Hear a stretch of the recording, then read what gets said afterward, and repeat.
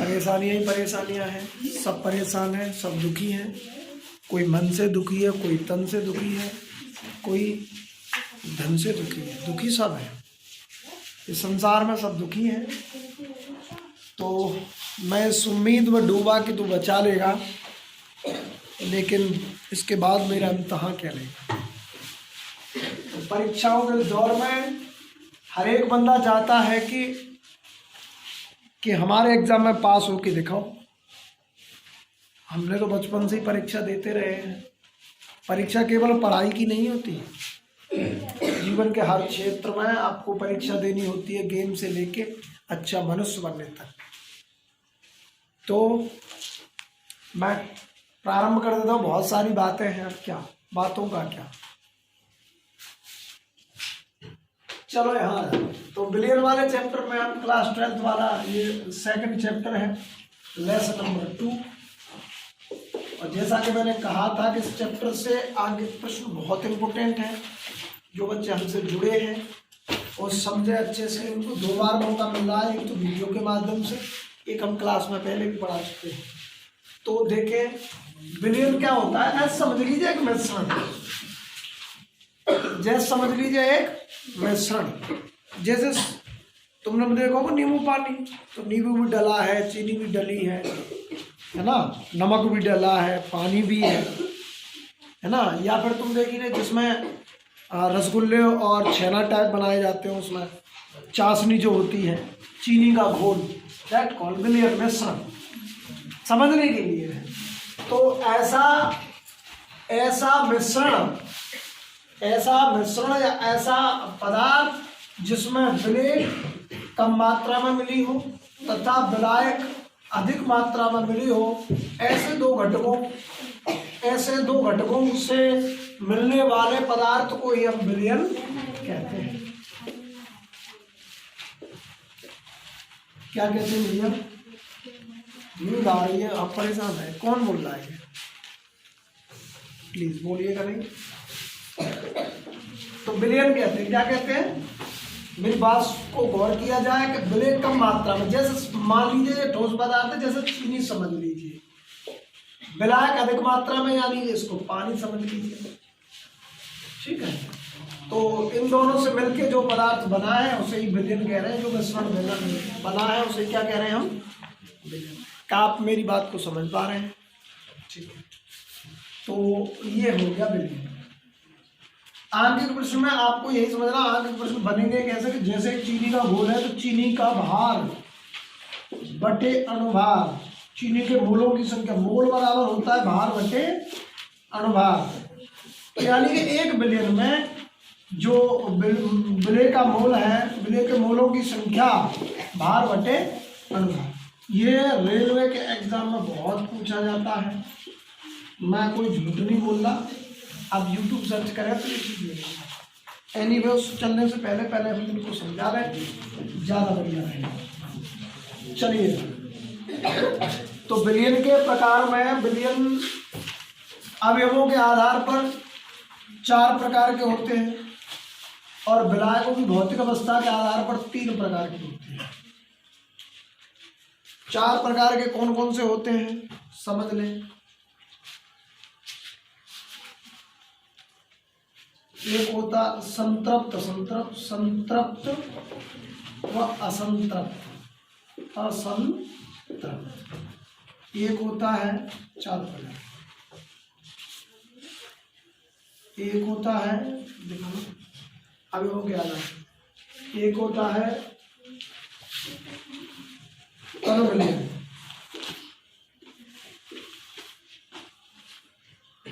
सांद्र अतिसांद्र, check कर लेते हैं। तन हो गया, सांद्र हो गया, ठीक है, अतिसांद्र, 3 प्रकार के अंदर सांद्र विलयन, और एक होता है अतिसांद्र। तो सांद्र का मतलब एक प्रकार के घोल से है, यानी जिसमें सांद्र का मतलब रहेगा ऐसा पदार्थ, ऐसा विलयन जिसमें विलय की मात्रा के बारे में बताया जाए। विलय की मात्रा का ध्यान रखना, इसमें चीनी भी हो सकती है यानी कम मात्रा में जो मिला रहता है, नमक भी हो सकता है, ग्लूकोज भी हो सकता है ना, और ठीक है ना भाई, 1 2 3, हाँ ये चीजें आगे के प्रश्न में इनके भार बट्टे अणुभार याद होने चाहिए आपके। इसका भार कितना होता है चीज का, अणुभार कितना होता है, फॉर्मूला क्या होता है, ठीक है। तो विलय की बात होगी। संतृप्त और असंतृप्त में क्या है, संतृप्त में जिसमें विलय की मात्रा एक संबंध दिशा में मिली हो, संभव मात्रा मिली हो, यानी संतुष्ट करता हो, संतृप्त करता हो, जितना आवश्यकता है उतना विलय की मात्रा किसी विलयन में मिलाई जाए। असंतृप्त का मतलब है जिसमें कोई निश्चित नहीं हो, संतुष्ट नहीं हो विलयन, ध्यान रखना। यानी कि ये क्या है, विलय को डिनोट करेगा। विलय का मतलब ऐसे पदार्थ जो कम मात्रा में पानी में मिलेगा, पानी का मतलब विलायक, पतला पदार्थ हो सकता है, ठीक है। तो विलायक में विलय की मात्रा संभव दिशा में हो, संतृप्त असंतृप्त। तनु विलयन का मतलब है बहुत कम मात्रा मिली हो विलय की, तनु जब तो पतला होगा, गाढ़ा कब होगा, जब इसकी मात्रा ज्यादा मिलाएंगे, ठीक है। नेक्स्ट, अतिसंतृप्त में अधिक मात्रा मिली हो, कैसी मात्रा मिली हो, अधिक मात्रा मिली हो।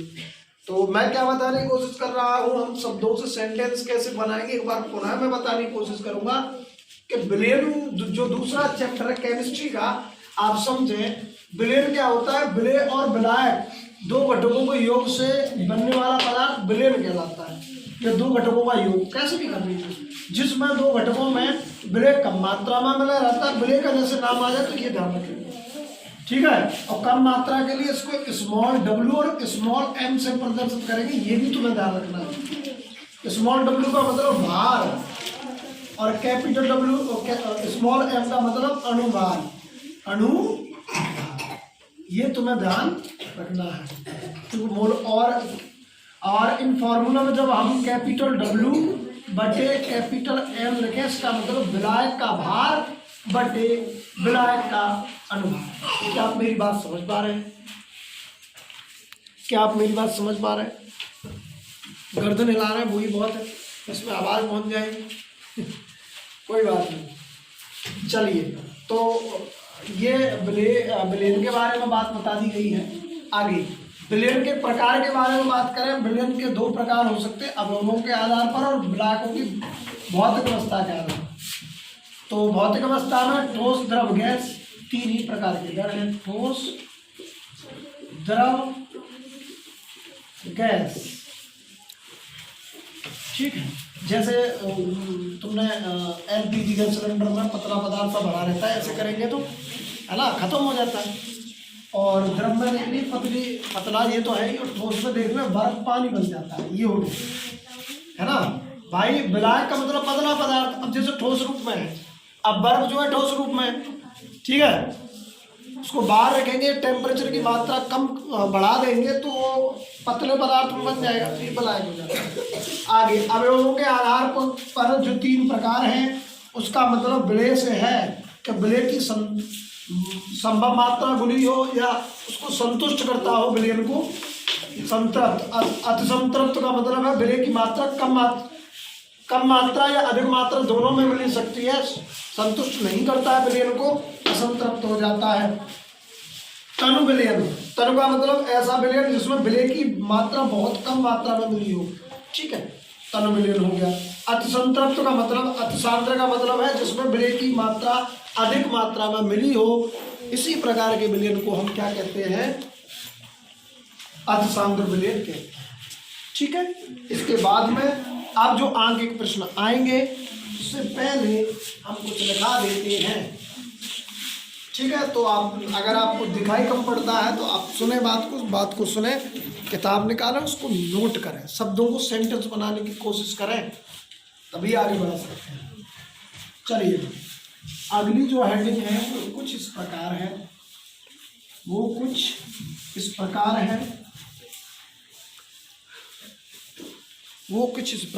विलयन की सांद्रता।